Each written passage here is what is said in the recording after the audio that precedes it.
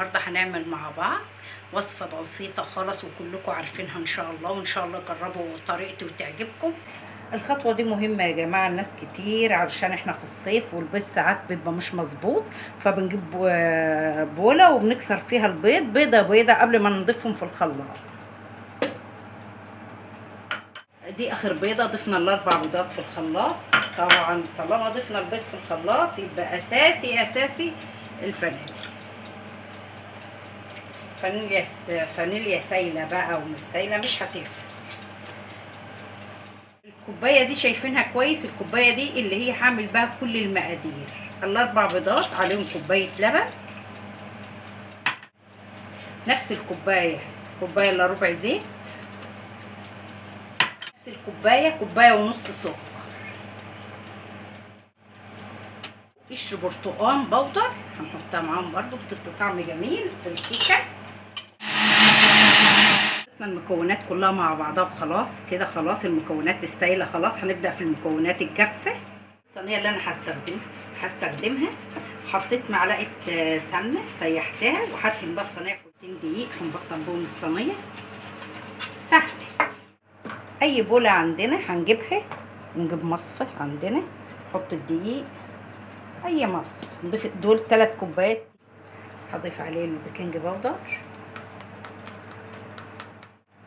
هنضيف ملح طبعا، ذره ملح صغيره مش كتير. طب بس بقى المواد السايله. بسم الله الرحمن الرحيم. بالمضرب ما بتاخدش، مش عايزينها بس ايه راينا كده. هنضيف فيها الكيكه، معلقه سيليكون، ننزل كل الكيكه. خلاص فضينا الكيكه كلها. هندخلها الفرن زي ما قلنا على درجة حرارة 180 لمدة 45 دقيقة ان شاء الله. بعد ما تستوي نشوفها مع بعض. ما قلت لكم انا مسخناه قبل كده في النص، في الرف اللي في النص. ونقفل يا جماعة في سمار في الفرن من تحت، انا حاولت فيه كتير زي صدى كده. لو حد عنده حل للمشكلة دي يا ريت يقول لي عليه. وادي صينية الكيكة، ايه رايكم فيها بقى وفي لونها؟ صينية الكيكة بعد ما طلعناها من الفرن وهدت هنشيلها طبعا ونحطها في طبق التقديم. حطيناها في طبق التقديم او ضفناها في طبق التقديم، هنمسكوها نشوفوا بقى احنا عاملين ايه.